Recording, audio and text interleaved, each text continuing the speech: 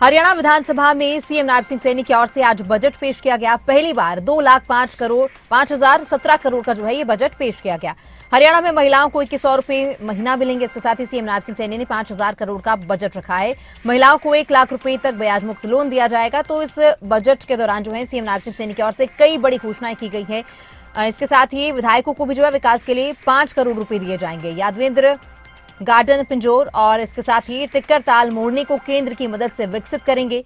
गुरुग्राम में 5500 करोड़ से नई मेट्रो लाइन बनेगी। 50 लाख युवाओं को रोजगार देने का काम सरकार करेगी।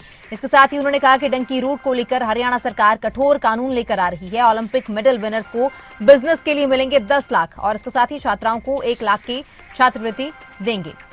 और पिछले बार की अगर हम बात करें, पिछले बार जो है 1.89 लाख करोड़ रुपए का बजट पेश किया गया था और इस बार बजट में 13.7% यानी कि करीब 16,000 करोड़ की बढ़ोतरी हुई है। हर 10 किलोमीटर के दायरे में नया मॉडल संस्कृति स्कूल खोला जाएगा और इसके साथ ही प्रदेश में 750 हरित स्टोर और 350 नए वीटा बूथ खुलेंगे।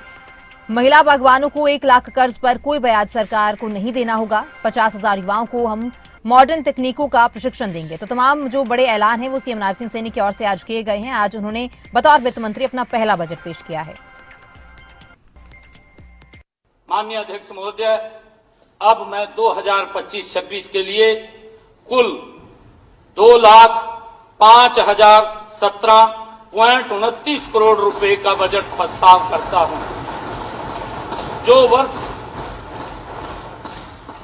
2024-25 के संशोधित आंकड़ों 1,80,313.57 करोड़ रुपए से 13.7% अधिक है। आदरणीय अध्यक्ष जी, इस उपलक्ष्य में हम डंकी रूट की गंभीर समस्या के निवारण के लिए भी प्रतिबद्ध हैं। इस उद्देश्य से इसी सत्र में हम एक बिल भी लेकर आएंगे। मुझे आशा है कि यह महान सदन उसे सर्वसम्मति से पारित करेगा।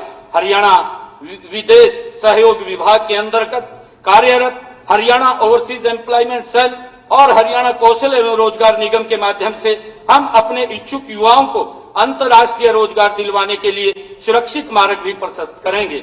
आदरणीय अध्यक्ष जी, हमने इसी वर्ष मिशन हरियाणा 2047 नामक एक उच्च स्तरीय टास्क फोर्स की शुरुआत भी की है। इसने हरियाणा के सकल घरेलू उत्पाद को 1 ट्रिलियन अमेरिकी डॉलर के स्तर तक पहुंचाने और हरियाणा में 50 लाख नए रोजगार पैदा करने के लिए एक प्रभावी योजना विकसित करने के लिए कार्य शुरू कर दिया है। के बारे में बताए तो यह जरूर स्पष्ट करे कि जब वे सत्ता में थे तो सरकार का ऋण जीडीपी का कितने प्रतिशत था और सरकारी उपक्रमों का ऋण कितना था। आदरणीय अध्यक्ष जी, जहां राजकोष के कुशल वित्तीय प्रबंधन में सभी विभागों के अधिकारियों और कर्मचारियों की एक सराहनीय भूमिका होती है, वहीं वे अक्सर अपनी किसी भी स्कीम को बंद नहीं होने देना चाहते। इसलिए मैंने सभी विभागों को विशेष आग्रह किया है कि वे अपनी उन स्कीमों को बंद करें जो अनुपयोगी हो गई हैं और जहां एक ही उद्देश्य वाली 2 या 2 से अधिक स्कीमें चल रही हैं, उनका वे विलय करें। मुझे खुशी है कि इस बजट में हमने 11 विभागों की 48 योजनाओं का विलय कर दिया है और 20 योजनाओं को समाप्त कर दिया है। कृषि व उससे जुड़ी गतिविधियां हमारे छोटे से प्रदेश की अर्थव्यवस्था की मजबूत रीढ़ की हड्डी हैं और हमेशा रहेंगी। हर किसान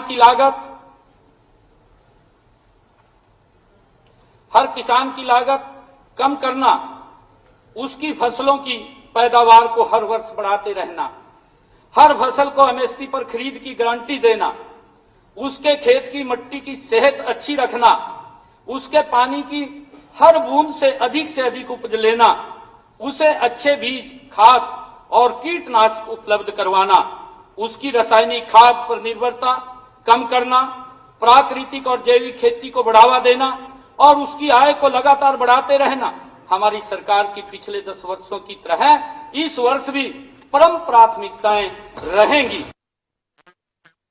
महिलाओं को प्रति माह 2100 रुपए की आर्थिक सहायता देने का संकल्प लिया था। इसे पूरा करने के लिए लाडो लक्ष्मी योजना को अंतिम रूप दिया जा रहा है। वित्त वर्ष 2025-26 में इसके लिए मैंने 5,000 करोड़ रुपए का प्रावधान किया है।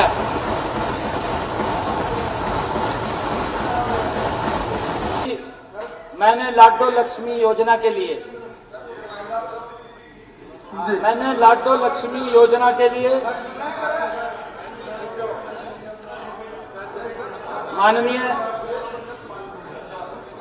माननीय जज साहब, मैंने लाडो लक्ष्मी योजना के लिए 5,000 करोड़ रुपए का जो कहा है प्रावधान किया, उसकी विंडो की है।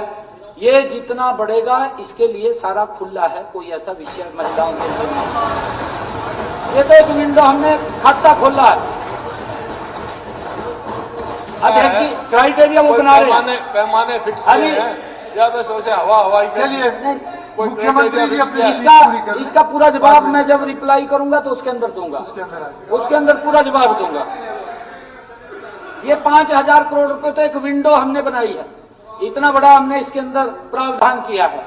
अगर और भी आवश्यकता होगी इसके लिए, बजट की कोई कमी नहीं है महिलाओं के लिए, माननीय अध्यक्ष जी, कोई कमी नहीं है। AI मिशन की स्थापना का मेरा प्रस्ताव है। हर्ष की बात है कि विश्व बैंक ने इसके लिए 474 करोड़ रुपए का सहयोग करने का आरंभिक आश्वासन हमें दिया है। माननीय अध्यक्ष जी, इस AI मिशन द्वारा गुरुग्राम और पंचकुला में एक हब स्थापित किया जाएगा। हम इन द्वारा हरियाणा के 50,000 से अधिक युवाओं और पेशेवरों को अत्याधुनिक तकनीकों में प्रशिक्षित कर पाएंगे, जिससे वे नई नौकरियों और अवसरों के लिए तैयार हो सकेंगे। माननीय अध्यक्ष जी, 4 जनवरी को हरियाणा निवास में मैंने हरियाणा के लगभग 60 ऐसे ऊर्जावान युवाओं से विचार विमर्श किया, जिन्होंने पिछले 3 वर्षों में अपने स्टार्टअप्स बनाए हैं।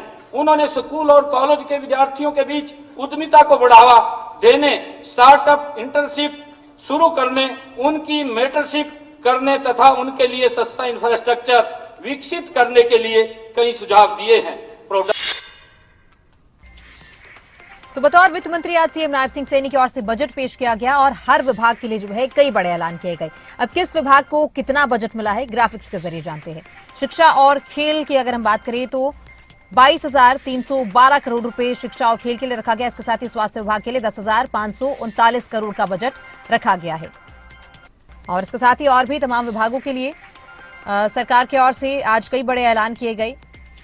पेंशन की बात करें तो 16,495 करोड़ और इसके साथ ही पीडब्ल्यूडी विभाग के लिए 4,830 करोड़ रुपए का बजट रखा गया। कृषि और किसान कल्याण के लिए 4,229 करोड़, तो वहीं सहकारिता क्षेत्र के लिए 1,254 करोड़ का बजट रखा गया है। तो हर वर्ग के लिए जो है, हर क्षेत्र के लिए आज सीएम नायब सिंह सैनी की ओर से बड़े ऐलान किए गए हैं। मत्स्य पालन विभाग के लिए 218 करोड़, तो वहीं पशुपालन विभाग के लिए 2,083 करोड़ रुपए का बजट जो है रखा गया है। बागवानी विभाग के लिए 1,068 करोड़ का, तो वहीं ऊर्जा विभाग के लिए 6,380 करोड़ रुपए जो है दिए गए हैं इन क्षेत्रों को। सिंचाई और जल संसाधन की बात करें तो 6,025 करोड़, परिवहन और नागरिक उड्डयन की बात करें तो 3,904 करोड़ रुपए इन क्षेत्रों के लिए रखे गए।